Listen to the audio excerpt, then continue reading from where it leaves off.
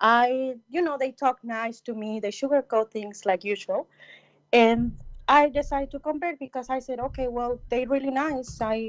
These are the only nice people that I've been around with, and I see that whatever they tell me, I was thinking it makes sense because they were saying, "Oh, we believe in Jesus Christ, and if we love Jesus, we respect Jesus, and Islam is a religion of peace." Mm-hmm. Right. So I took Shahada. I want to admit publicly that I didn't. I took it without me having zero understanding what is Islam. I just went outside and jumped and said, "Okay, I say the Shahada." Mm-hmm.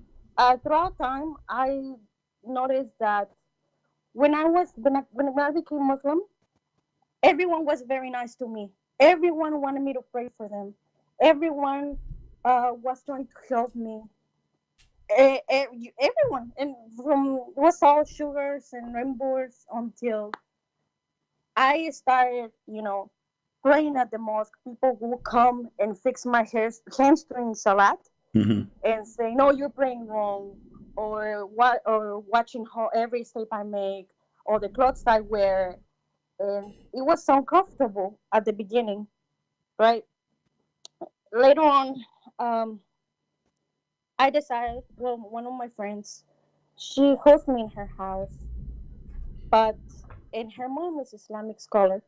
She's a Islamic scholar, and not scholar. Sorry, it's more like an Islamic school professor. Mm-hmm.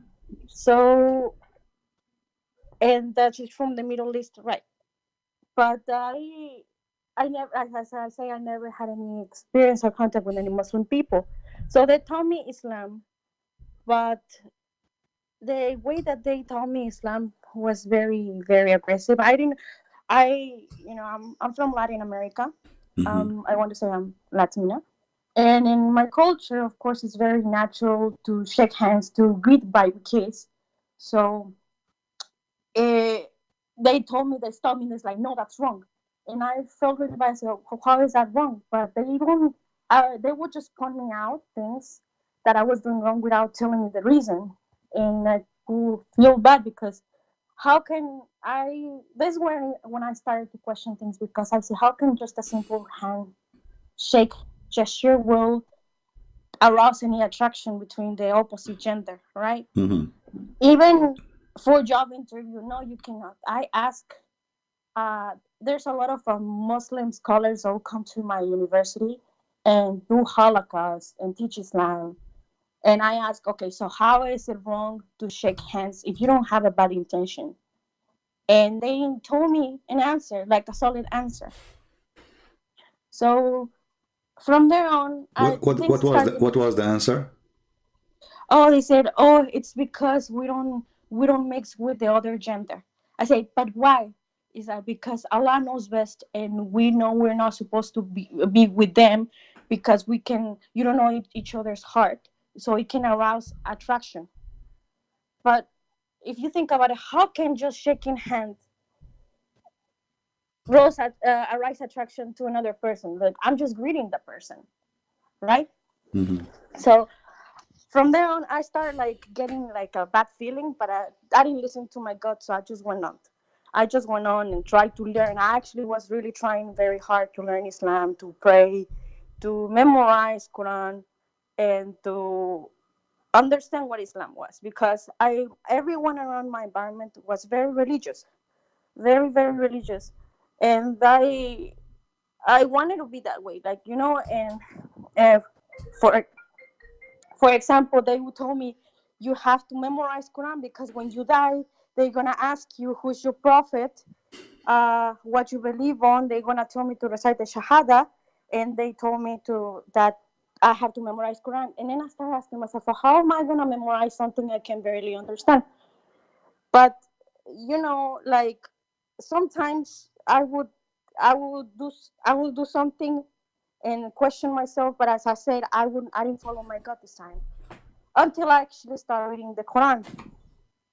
And when I started reading the Quran, I got very, very shocked because I say, why? Like, is this really true? So I went and I asked many checks, many scholars about that, and they would say that, oh, you're not understanding Arabic. You need to understand the context. You need to learn Arabic because it's classic Fusha Arabic. But I want to ask you, Christian friend, something. How can people teach Islam or want to do? They want to do dahwa on not on converts if they say that Arabic is a really high level language that no one can understand. How can they try to teach something that is high level to people that barely can speak Arabic? That's my question. Well, you know, what they said partly is true. Nobody can understand. The Quran is a very stupid book, you know. So if we give the Muslims a verse in the Quran, and we ask them what this verse means, you will see they have 1,000 interpretation, if not 1,000,000. So how a language which is sent by Allah to guide us, they themselves cannot understand, and they cannot have the same interpretation for, you know, what is the message there? So the Quran is a very stupid book, made by a very stupid writer, and because of that, doesn't make sense. Actually, if I go to the comment, there's a Muslim, he posted in the comment, let me see if I can find it in the previous video. He said, how you say in the chapter of Mary, chapter 19, he said, how you say that the Quran is not connected, you know, doesn't make sense. The verse before and the verse after have nothing to do with it. So he mentioned that the verse of and the chapter of Mary as an example, all of it is about Mary.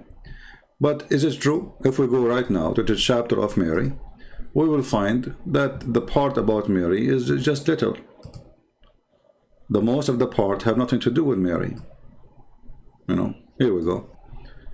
This is about Mary. This is about Mary. This is about Mary. No, you know. And then what is this? This is about Mary. This is about Mary. This is about no. And then here he speaks a little bit about Mary, and then he starts speaking about things have nothing to do with Mary and have nothing to do with the teaching of Christ. You know, like who is the one is, you know, who is the one is talking here? So in the Quran there is no connection between verses, and there is no connection between a verse and the one after it. You know, he talking about Mary. Okay, here we jump to Moses, and then we jump to Aaron. Why? Because Muhammad, he think that Aaron is the uncle of Isa, and who is Isa? We do not even know who is this name. So the Quran is a very stupid book, and this is why the Muslim, they try to fix the Quran. So when the Quran says he found the sun set in murky water, the Muslim, they have to add words to the verse in order to fix it. So they say it appeared to Alexander the Great that the sun set in, but Allah never said it appeared to him. He said he found it. So in order to fix stupidity, they have to fix the language, and they have to add words. So how the Quran is an amazing book, high level of language, when the Quran is given wrong meaning, a wrong purpose of it. You know what I mean? I understand. And this is my question, like, why they even try to do dahwa? Like, if they know that there's something's wrong and they claim that the translation it's inaccurate, how in the heck they try to still convert people into Islam? Like, that's you know, you see, it's like you're asking the Satan why he's trying to fool you. That doesn't make sense. So you should know that this is a satanic religion, and a person who follow it, he is possessed with the devil. So his duty, they're a prophet. They have videos about a guy, a Muslim guy who made a Jew. I believe this is a fabricated story, but the sheikh is proud about it in YouTube. So he said, this is how we can, you know, this is look at how smart our brother here. So he said, there is a Jewish guy, he is a neighbor to a Muslim. The Muslim guy, he keeps saying to him, why you don't convert to Islam? Convert to Islam. Islam is better for you, you know, etc. So the Jewish guy, he said, you know what, I don't really mind converting to Islam, but I like to smoke and I like to drink.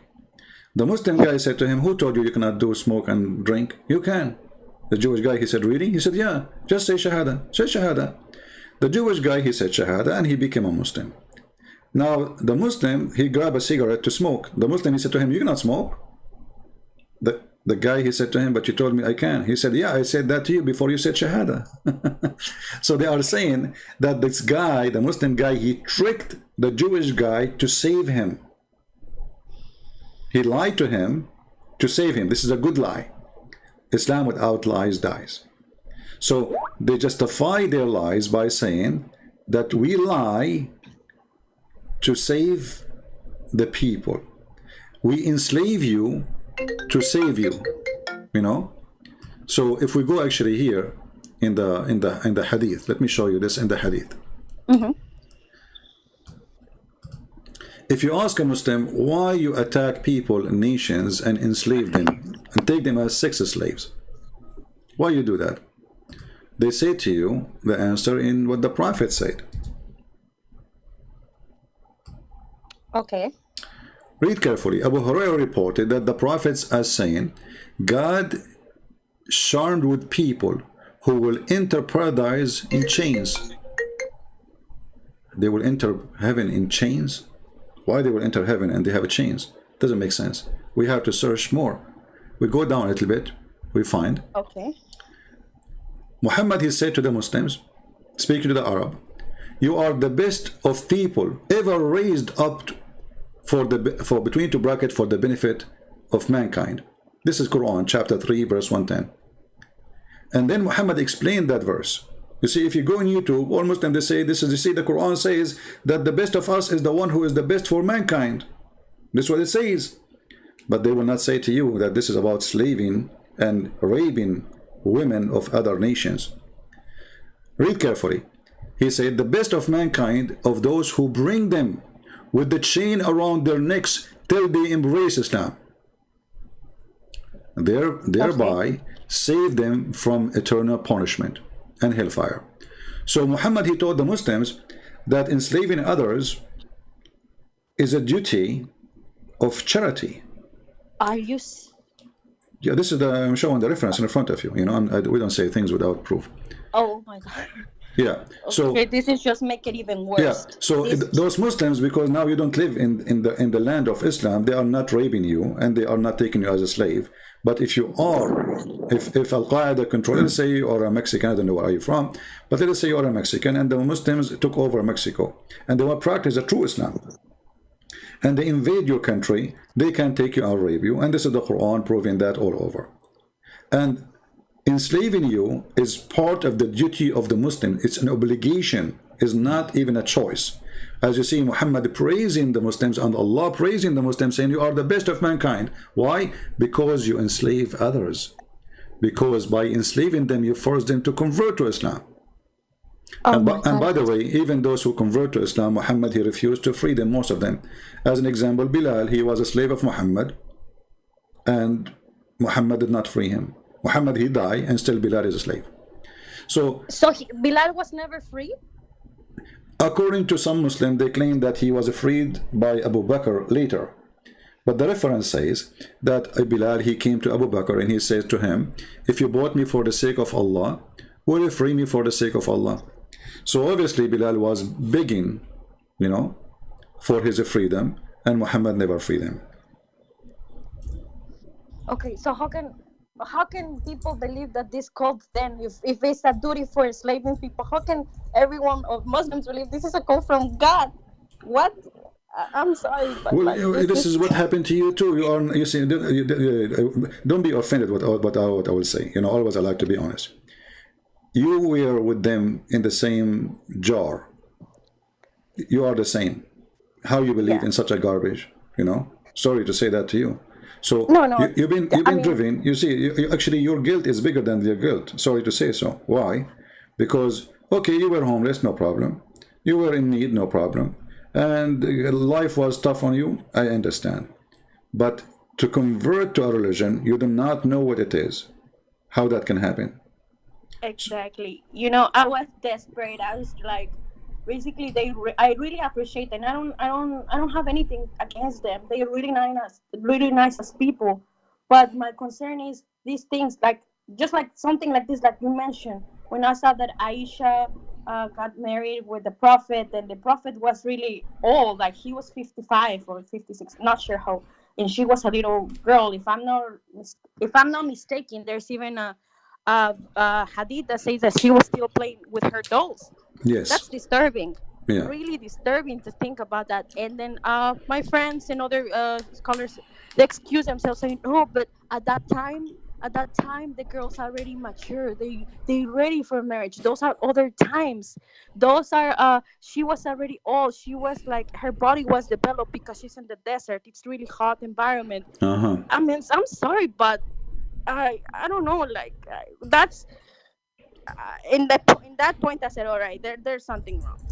You know? You see, first of all, the claim of she is in the desert. Well, now we have girls who live in the desert in Saudi Arabia, and they are 6 years old. They are the same as a girl who live in New York. They are still little girls. So this is a lie, and nothing changed. Actually, now isn't it they say there's a global warming, which means now it's more hot.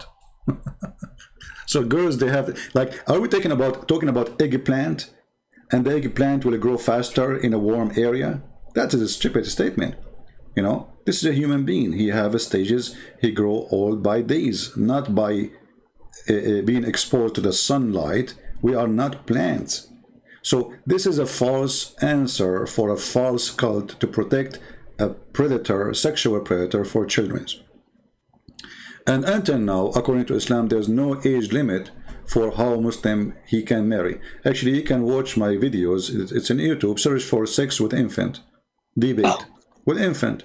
The Muslims in their book, they says that it's forbidden for a Muslim to have intercourse with an infant. It's forbidden. However, he can, excuse my language, he can put his private part between her legs, but he don't enter. Infant. What? 1 day old. Go watch the debate. Go watch it. You know, it's in YouTube. Just search for it.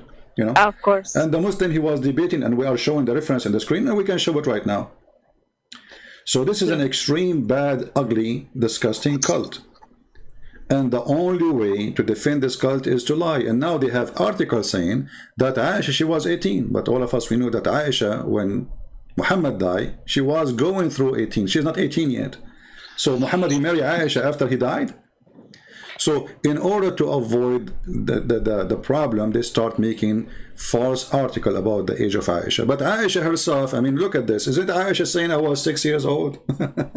You know, she is the wife. She is the one who was with the Muhammad. So she was 6 years old. She became a wife. According to Aisha, by the age of 9, he did intercourse. But between 6 and 9, he was molesting her. This is how bad this man is. He's a criminal. I'm sorry, but like it's even more even disturbing about listening to this. I mean, but yeah, and I want to so I want to continue. All Thank right. you so much for your reference, and thank you. Like I want to say that yes, I was stupid, and I admitted of joining something without further research. But when people is vulnerable, they believe on anything and everything, or they like any slight spark of hope. They go for it, Mm-hmm. right? And thank God, I did well. Like I ended up finding a job after I graduated with my engineering degree, Mm-hmm. and everything went well. Thank God. But um, in the process of me, like when I still had those questions, I I met someone, and we decided to get married. He's Arab from the Middle East, right? Mm-hmm. Where we got married and everything. I was still a Muslim. And this time, I want to say I was still a Muslim. And he actually decided. He say, "Oh my God, I love you, and it's better for me to marry you because I wanted to marry a girl to convert her to Islam, but it's even easier because you're already Muslim." So I guess he liked the idea of me being a convert to Islam, so he could teach me Islam. I don't know, Mm-hmm. but so we're getting married and everything, and here I am. I'm still married to him, but I had an accident, and we had a very very bad accident, and in that accident, he got really bad, and I also got really hurt, and. I was I don't know what happened. So something changed my life inside of there, and I thought that I was really gonna die, and I really thought that it was the end for me, and all of a sudden I say no. I I I I turn myself. I don't know how, but I turn myself back to Jesus again, to Jesus Christ, Mm. and I say, please, I give my life to you. Like I really don't want to die, and I hope that nothing happens to him, to my husband. And can you believe that after I prayed that, like I got better, we got better, and he got out of he was in an intensive care, and he got out of intensive care. Okay. So I prayed to Jesus, and I say, what is going on, And he felt also he fell out of status in his visa because he's from obviously the Middle East, and the lawyer told me I went, and he told me he violated the conditions. It's most likely that he will get deported. And again, I went, I turned myself to Jesus, and I said, please, please don't take him away from me. Even though he's Muslim, but I put his life in your hands, and I put my life in your hands. But please make our situation better. From there on, I felt a very, very peace in my heart, in my head, because I want to tell you this. Even when I was Muslim, I'll pray 10,000 rakats. I'll pray at night. I'll go to the mosque, and I was still feeling disturbed in my soul. I was not feeling in peace. I wasn't feeling calm. There was something missing in my life.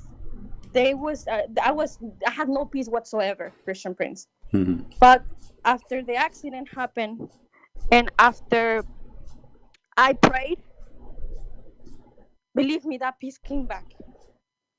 And I want to tell you that my husband, by the grace of Jesus Christ, he has now a permanent resident card.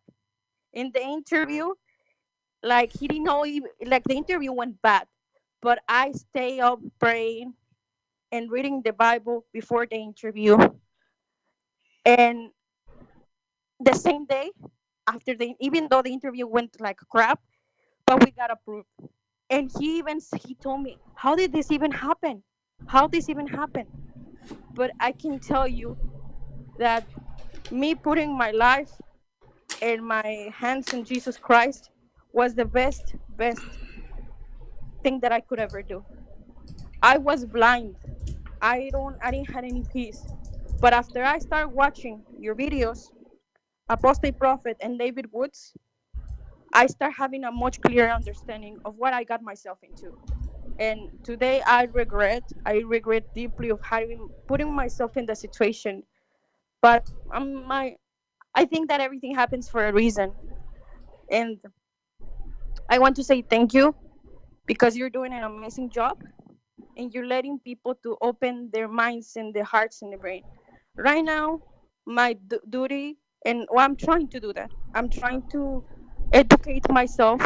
I'm trying to learn more, because I would love my husband to see one day the light of Jesus Christ. Because maybe that's too much for me to ask, but it's a hard task, because Why you don't ask your husband to call me or to speak to me right now? I already told him. I have already talked to him, and I said, if you think, because he tells me that you are a liar, that you're lying in the mouth of Islam, Mm-hmm. that you and at first I told him, okay, because he was saying, okay, David Woods and Apostle Prophet, they don't know Arabic. How can they be talking about this stuff? So I Okay. said, okay, well, they're Arabic, right? But then when I told him about you, he said, no, he's lying. He's a liar, and he just he's an enemy of Islam. And I said, okay, if you believe that Islam has the absolute truth, and it's the right religion, why you don't face them? Why you don't prove him that Islam it's the right religion? He said he's not worth my time. So I was like, okay, so you're scared of him. Okay. Like, why not Stop. today if Stop. you Stop, please. Hold on. Hey guys, did you hear what she said? There's a guy in the chat. He is saying that Fifi he got me busted, and he mentioned Imam Murrah, whatever. I say to all those, Abdul, this lady who was an ex-Muslim, she just said to you something very important. As long as I did lie, call me and show me the lie, and then record it, and then spread it around and let people laugh. Why you don't face me with my lies? How come you are so good and show that Muslims that I'm lying? In a video you make, debating yourself, and you win. For sure you will win. Muslims support you, whatever you say. So why they don't dare to call me and prove me that I am a liar? I'm here. I just said, who wanna call me? And this lady, she called me. I do not know her. Any Muslim can call me. So you have Muslim make tons of videos about me lying. Choose any of them and call me right now, and either we laugh at you and at them, or people will laugh at me. Like we have this guy, his name is Arman Views. Arman, how are you, Arman? Call me right now and let us talk about Imam Murrah, and people will die laughing at you. Do you dare? You don't dare. You're a potato, son of Muta. Muta boy. So they are street boys. They don't dare to face. This is what we are saying. You see, look at the title. Why Muslims avoid debating Arabic Christian? Because all what they say here will prove to be false. Otherwise, trust me, they will be lined up to call me and to get me busted. But because they know that they are no match, they knew that they have nothing, they are bankrupt, they don't dare to call me. And in the same time, we have this guy who is saying, Fifi, why you don't ask Fifi to let me call him? I will call him right now. And he can choose any of the lies I say to talk about it. Anyone. We can start from lie number 1. So they are a bunch of kids, and you Muslims are desperate. And here we go. Number 1 lie, let me remind you. Your sister, she said that Aisha, she was a growing woman. She had her menstruation already. And we showed in the video and in the hadith that this is absolutely a lie. Because at the age of 14, still she don't have her period. So who is the one who lie? The sun set in murky water? Oh, it doesn't say that, CP. It appears to Zulqarnain that it is sitting in murky water. And then this Abdul, this is why they are so angry from me. They say, this is the correct hadith, apostate prophet. Which one? Which one? This one, let me show it to you. Sorry, I will let you stay with me a little bit, you know. Okay, this is the correct hadith. Okay, what is the correct hadith? What is the one? You know, this is the correct one. Okay, this is the one explain Islam for us. Yes, I agree with this hadith. This is absolutely the authentic. You go and watch the video and die laughing. And what is the authentic hadith which those little girls they agree with? They say that Allah Prophet said to Abu Dhar, do you know where the sun set? I replied, Allah and his apostle know best. For sure, they associate the name of their prophet and the knowledge of their God with the knowledge of Muhammad. They are mushrikeen, kuffar. He said it goes and prostrate underneath Allah's throne.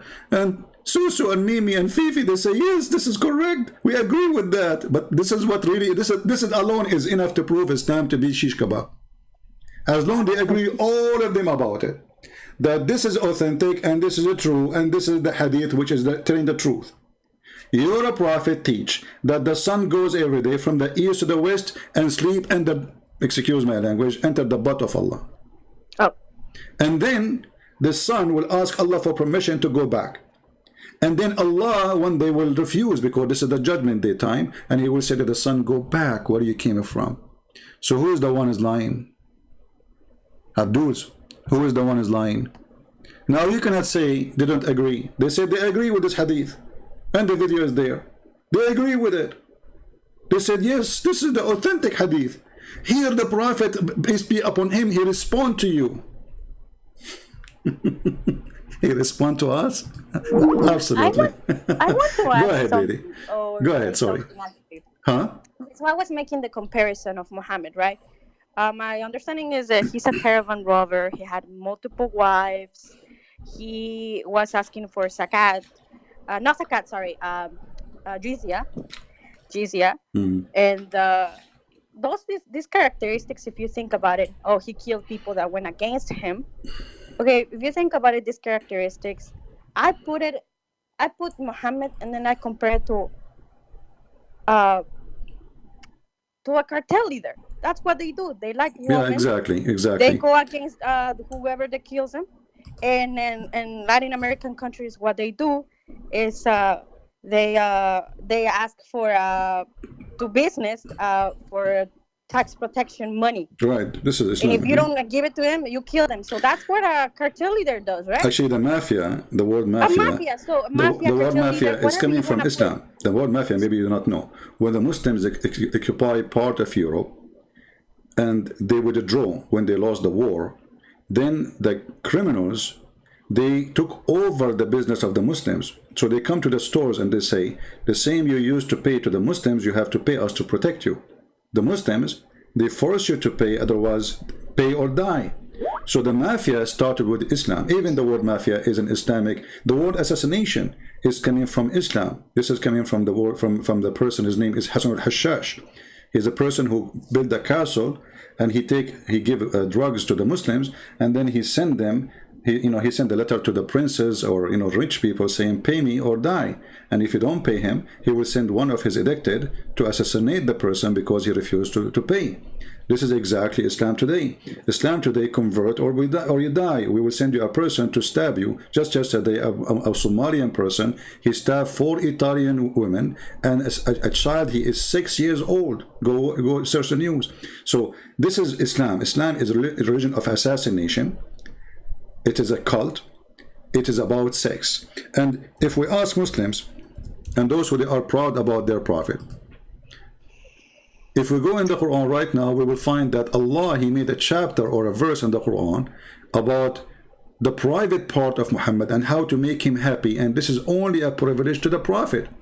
And what is the privilege saying? That Muhammad, he can sleep with all those women. In the top of that, any woman, she can offer herself to the prophet to sleep with them. What does have to do with God? A person already have tons of wives and he have tons of sex slaves.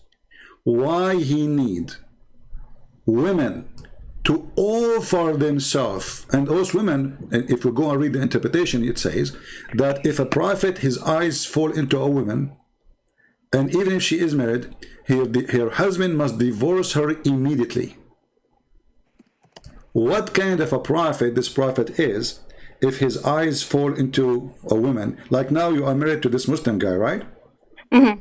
So if Muhammad come to your house and he like you, your husband must divorce you so the prophet, he can have you. And trust me, your husband, What he will, the?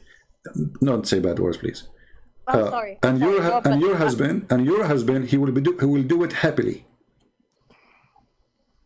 He will do it happily. And tell your husband, what about you call this guy and ask him to challenge him to show us what he just said about if Muhammad, he saw me, you have to divorce me so he can have me. Tell him why you don't dare. Just ask him, show us on the screen. Don't debate the guy.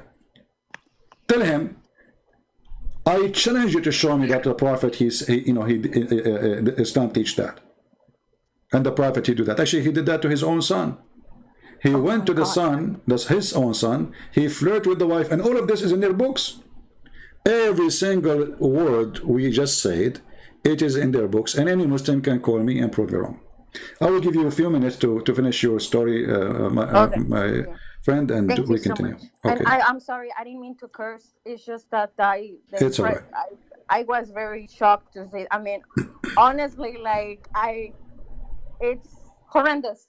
Like I have no even words to say it, but like, how can like that how can that even be called a religion? Like, how can I'm sorry, but like, any Muslim is willing to give their wives to the husband just because he says so? Please tell me, where is the spirituality, the God part in there? That's not. Oh my God! I'm sorry, Christian, please. I'm You know what? I will do something. I will send you a link in Arabic, and I want you to tell him. Can you read it for me? Please send that to me, please. Yeah, tell him. Are you proud about your prophet? And by the way, you do not need him to translate, because you can use Google Translation. You know what I mean? You do not need him, Okay. because if he tried to lie to you and says it doesn't say that, get him busted. Say, hey, listen. Let us use Google Translation, and this is your official website. I can give it to you. Actually, let me give it to you from the official government website of the Kingdom of Saudi Arabia. So he will not say, oh, this is a website, anyone can make a website. This is government website. Let us go there. Here we go. This is the official government website of the Kingdom of Saudi Arabia, and this is the link. I will give it to you in Skype.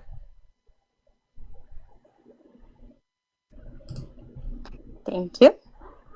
Let me go to the chat. After you finish, you will see it in the chat there. Okay, here we go. And now I will say thank you for calling us, and I will be waiting for your husband. Tell him be a man. And I advise you, my friend, this person, sooner or later, he will divorce you, and he will find a new wife. Just wait. Time will come.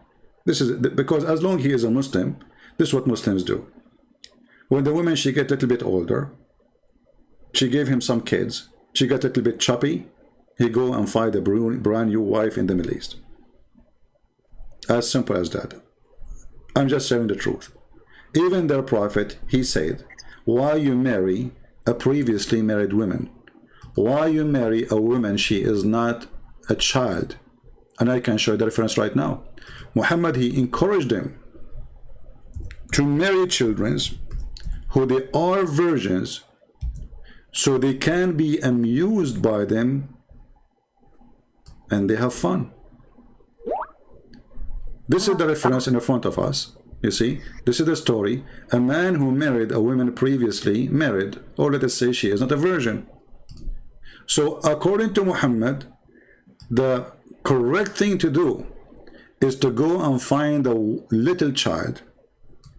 She is a baby, and to marry her and have sex with her. And here you see, actually, because if you say to you, oh, it doesn't say she is a little girl, it says that.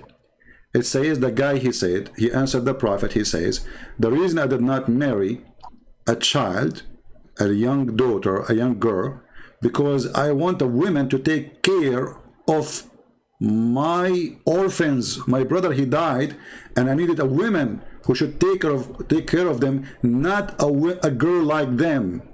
And let me give you the reference too for this one, so you can show it to your so-called husband. You know, by the way, I don't know, you said you are a Christian.